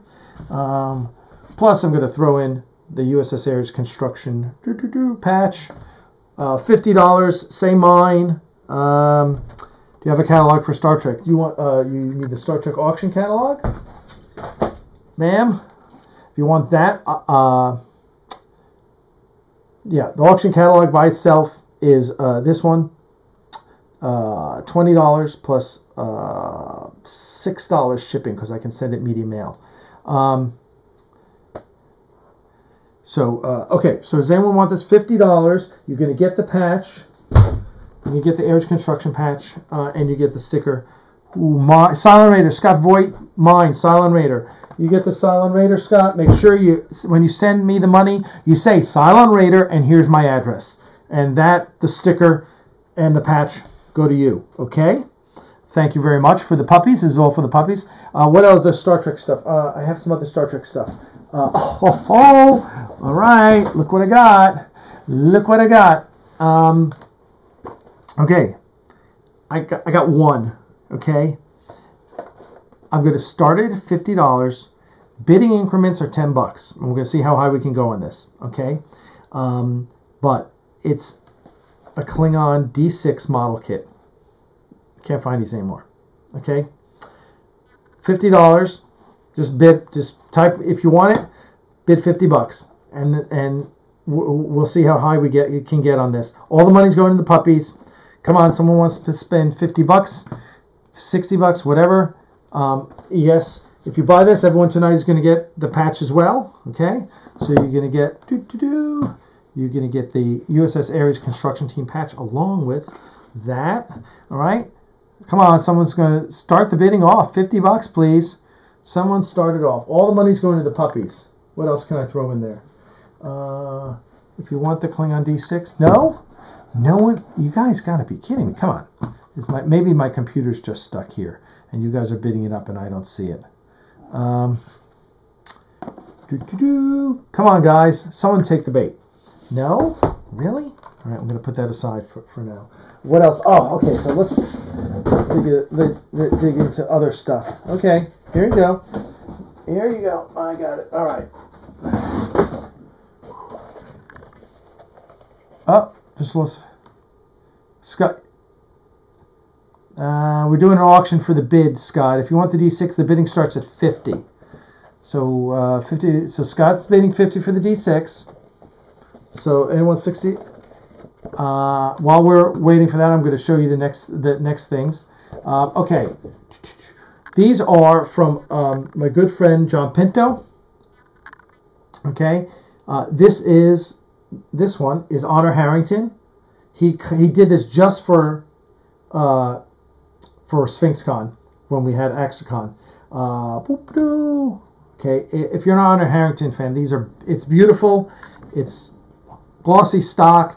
It's gorgeous. Honor Harrington, and then And then this one, which we've never offered before, I think it was offered at Axanar. Prelude to Axanar, Garth and Karn. Okay, so these two prints, okay. All right, we'll get plus those two prints plus 2 Axanar posters. The 2 Prelude to Axanar posters by Juan Ortiz. Okay, so all 4, boom, boom, all 4 of these posters, prints if you want, prints, posters, whatever. $40 postpaid. Anyone in? No.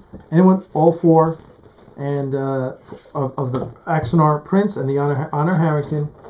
Prelude to Axanar. Prelude to Axanar. Prelude to Axanar. Okay. $40. Michael Weir calls. Hey, Michael. And while I've got you, Michael, you sent me $38 previously. You sent me $55 previously, and you sent me $28, and you never told me what any of these amounts were for.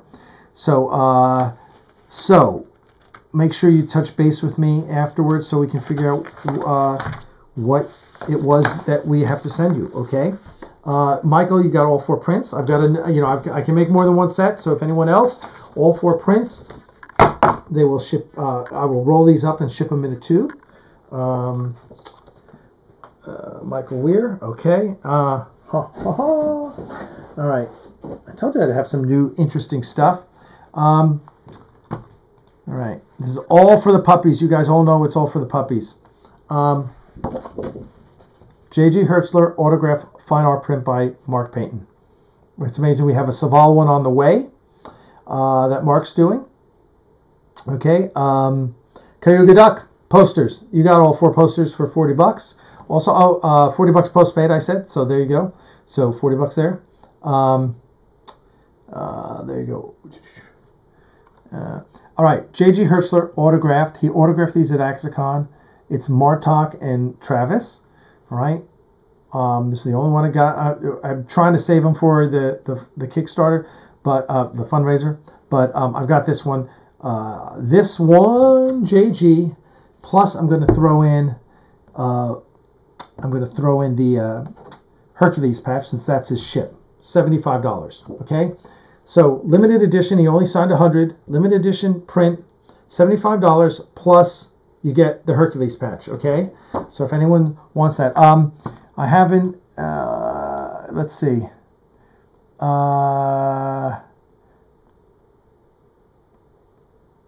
Let's see.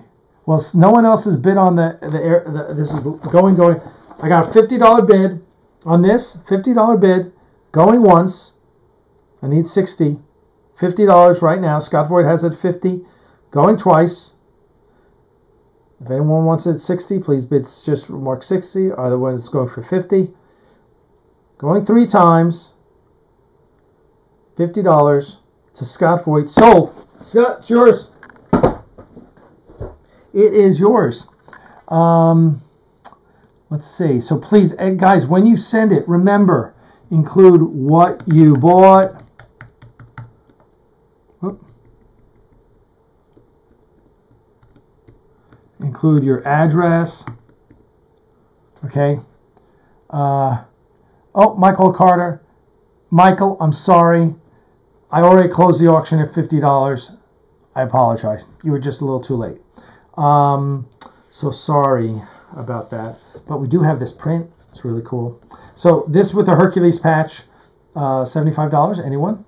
Oh, Scott, you're still bidding? Oh my God. I love you, Scott. You're awesome. So Scott upped his bid to 70. Michael, you got one chance. Mike, Scott's bidding 70. I'm giving it. That's okay. Okay. So Scott, you got it at 70. I'm going to throw in something extra cool for you. Since you reopened the auction. Let me see. I'm going to figure something cool out for you. Okay, Scott? Since you're such a cool guy. What is that? That's the Klingon kit. And I'm going to throw in something. Oh, super chat from JFOM. thanks so much, dude. Appreciate that. Who is this Sean Hall?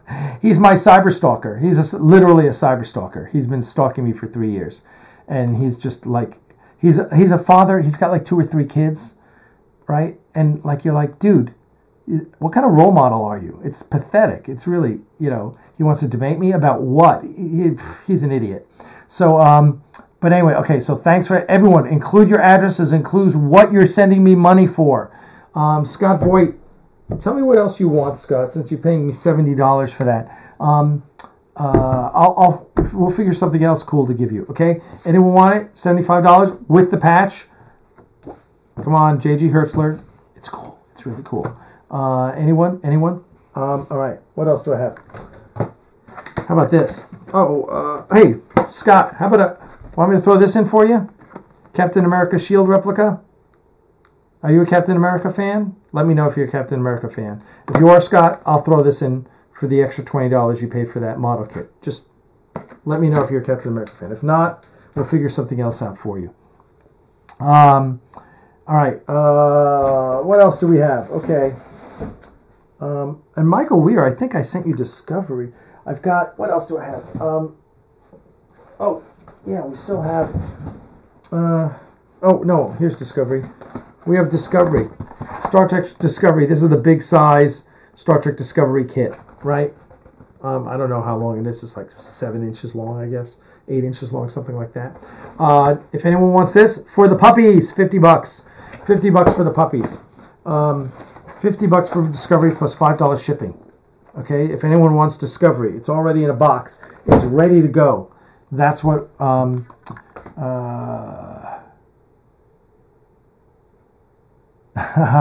right, Scott, I'll surprise you. I'll figure something out. Yeah, I think Sean O'Halloran is in love with me, Scott Gavin, because he spends more time talking about me online than my girlfriend does. So what does that tell you? I mean, thanks, I guess.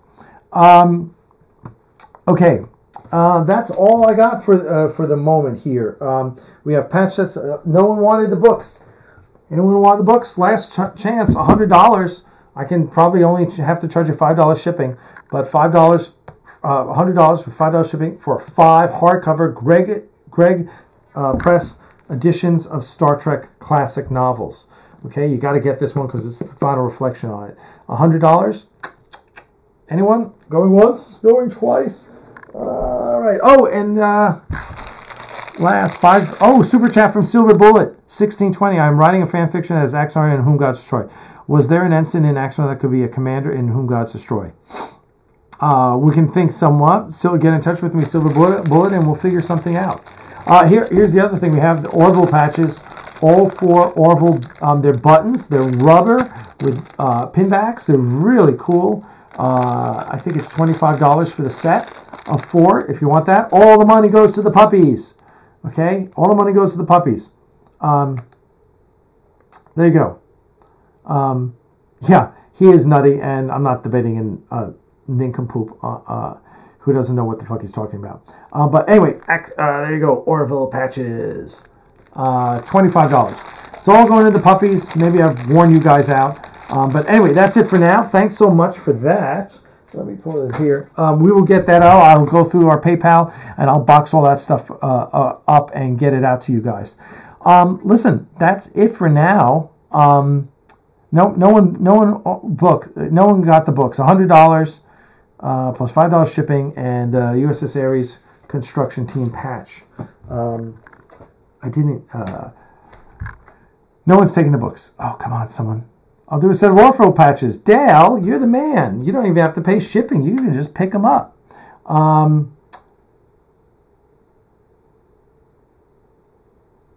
Just send me an email, alec@axanarproductions.com.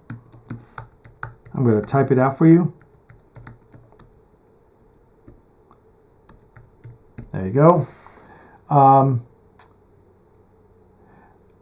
The books are $100. It's not an auction. It's a straight sale. $100 plus $5 shipping if you want the books. And you'll get a sticker, the Historical Society sticker for that as well. So yes, model kit is sold. Michael Weir gets the Cylon Raider. Is that what you got? Who got this? Did someone get the Cylon Raider? Anyway, you're all going to put it in your PayPal. You put what you bought and you put your address. Don't make me come after you. Okay?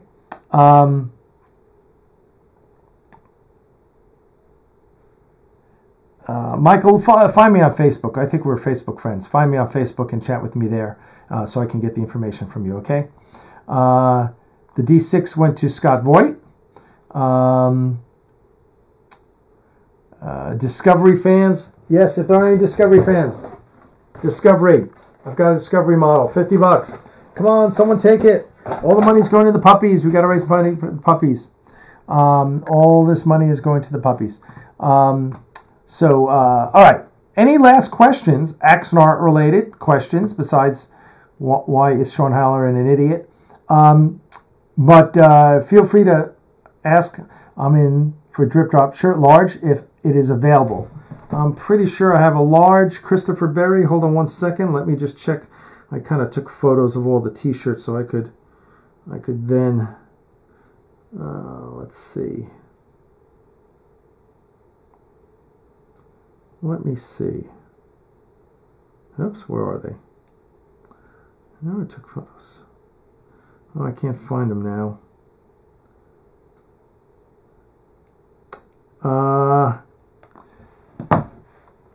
Do me a favor, send me a message. Yeah, we have 2X and 3XL t-shirts, so no problem. If you want just tell me which t-shirt you want, black, white, or Drip Drop t-shirt.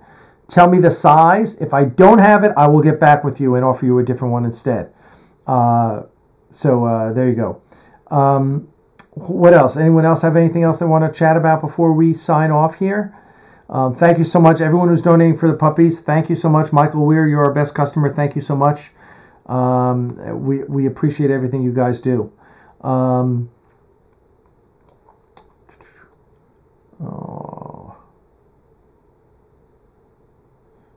Yes. Let's see. Okay. All right. Listen, you can all get in touch with me on Facebook. I'm Alec Peters on Facebook. You should find me on the Axanar fan group. That's the easiest way to get a hold of me.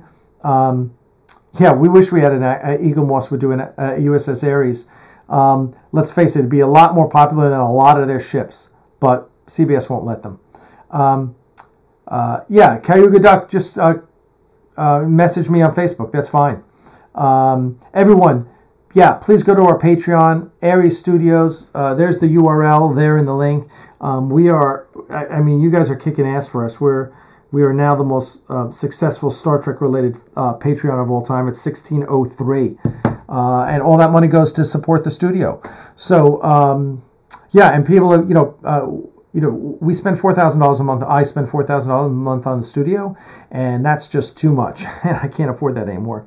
So, we're going to probably be moving to a smaller facility. I mean, literally, they're building a brand new building right next to. We're in phase 2. They're building phase 3, which is right next to us. Brand new buildings, as opposed to ours, which are like 15, 20 years old. And they've given us. We've already reserved one. It's about half the size. Fits the bridge in it perfectly. We probably won't be able to set up the other sets. We may be able to get the captain's quarters set up. Depends on storage and everything. It's got one office. They're modifying it specifically for us. Brand new facility. We're going to try and get increased power in there. Typically, all those warehouses come with 200 amps. We're going to try and get more. But they, they're all. My guess is we're going to move because right now we're doing about $1,600 on Patreon. We're doing about $1,500 a month on YouTube. So that covers the smaller facility, and that's what we need to do. We need to make sure that I'm not spending money because I'd rather spend my money on Axanar. And I bet you would rather me do that too. Beta test is going to take the rest of the month probably. That's my guess. Eccleston Angel, I got 3 beta testers. I got 3 more lined up behind them on the wait list, so I think we're covered right now. Unless you have specific expertise in beta testing software, we're going to go with the people we have. But thank you very much. We appreciate it. Yeah, everyone should write Eagle Moss and say you want a USS Ares Eagle Moss. Please. Thanks, Scott, for sending your money.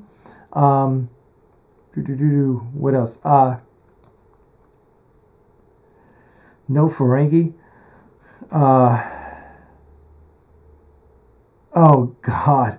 Yeah, listen, they're trolls. They're idiots out there, and they think they know what they're talking about when they talk about Axanar, and it's just absurd. It's just like, oh, guys, grow the fuck up. It's, oh, you were trying to make profit. Oh, God, I'm just so sick of these assholes. Why was Garth giving command to the Ares? Pretty much says in Prelude, they considered him one of the best captains in the fleet. So that's why.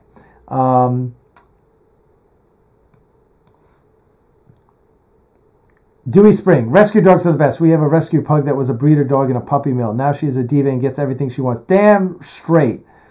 And she's covered on a dog health plan. That's great. You have dog insurance, health insurance. That's awesome. What are we going to do about the Klingon bridge? Well, we have the elements. We have the bridge chair and 2 stations for the Klingon bridge. And we have a digital 3D bridge that we can comp everything onto. So if we decide to use a Klingon bridge, we got something.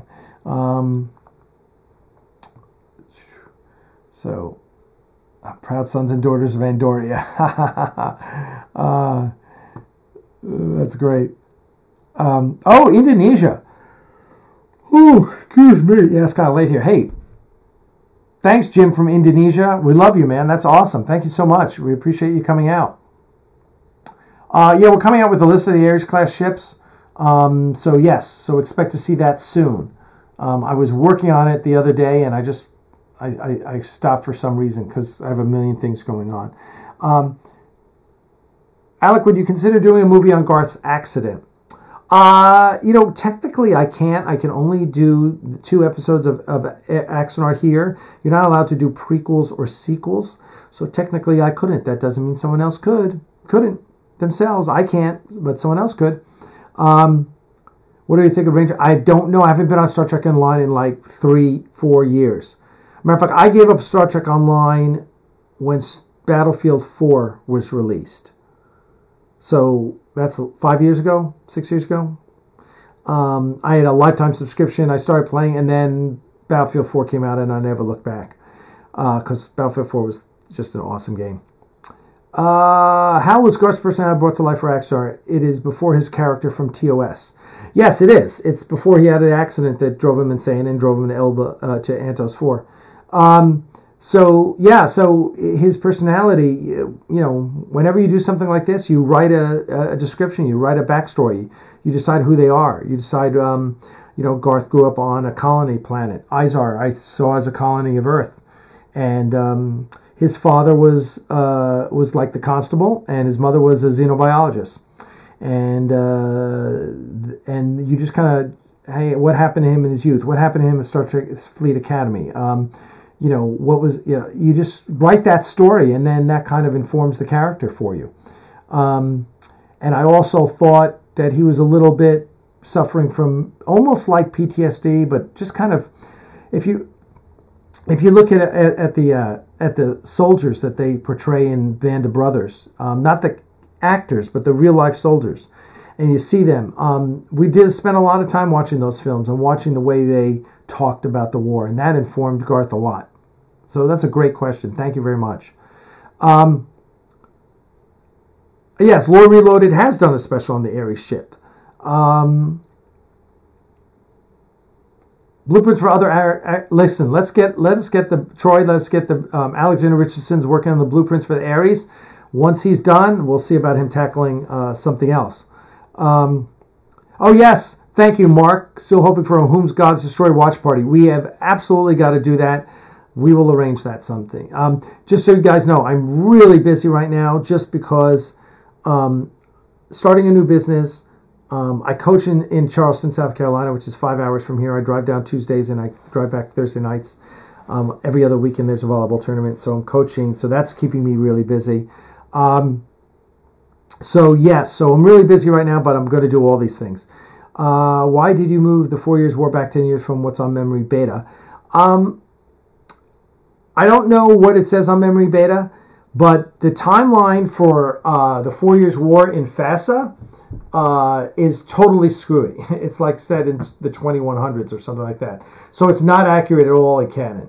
So we basically estimated it based on certain events that we thought were appropriate. So that's why we came up with the timeline we came up with. Will there be a Blu-ray? Yes, there will be a Blu-ray after Axanar. I watched the Galileo 7 again yesterday, and the costume worn by Commissioner Ferris is the same costume used for Garth in Whom Gods Destroy. Yes, it is. It was modified for Steve Inat in Whom Gods Destroy. I love how he is being portrayed. Thank you.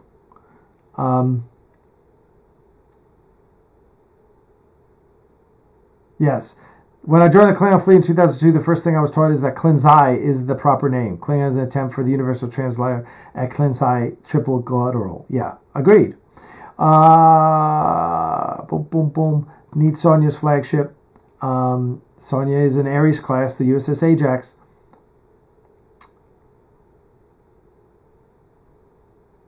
Yes, he was wearing a cloak as well, which is lost to history. Yeah, I don't know why Memory Beta says that either. I have no idea. So,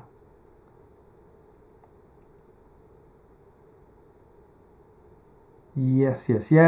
That's Mark Payton. Okay, so Eccleston Angel. Alec, you actually look like a younger version of the actor who played Garth in TOS. Thank you very much. I appreciate that. I am actually 24 years older than Steve Inat was when he played Garth of Izar. So I appreciate that. Thank you. I don't know if I do anymore, but I appreciate it nonetheless. I've heard that before. And the fact that some people have told me, I mean, you're not the first. People have told me before I look like Steve Inat, and I don't see it, but I'm flattered. You know, that's incredibly cool. D7 will be an Axanar. Of course it will be. Yes, absolutely. So what else you want to know? Okay, no takers on the patches today. Let me get out of. I'm going to get out of that. And anything else before we call it an evening here, because we are running on. It's close to 2 hours now, and so we're going to sign off soon. Thank you very much. Listen, thank you everyone who joined us. I hope you enjoyed Mark Edward Lewis. Thank you those who donated for the puppies. We really appreciate it. Hey, listen, I brought out the t-shirts today. If there's something else you guys want me to bring out that you'll donate for, let me know. Just tell me what you want. And I'll bring it out, and we'll auction it off for or we'll sell it off for the puppies. Okay. Thank you, Adega Outlaw. We appreciate it. Will there be any new actors from other Trek projects that will be seen in future Axanar installments? No, we can't because of the guidelines. So, no. Thank you, Sean Lane. Thank you, Scott Voigt. Thank you, Michael Carter. All good, loyal viewers. Hey, next time, can you guys do me a favor? Can you all spread the news about the next show, about Real Trek? Because on Real Trek this week, we've got JP Poole. We're going to talk about Orville, and we're going to talk about Discovery. So with JP Poole. So please spread the news about our show together, okay? Sean Lane went and paid to get a t-shirt. Thank you very much. We are going to save those puppies. Michael, after I get off, I'm going to call the vet and check in on Mocha and see how Mocha's doing. Take care, Herb. Enjoy your dinner.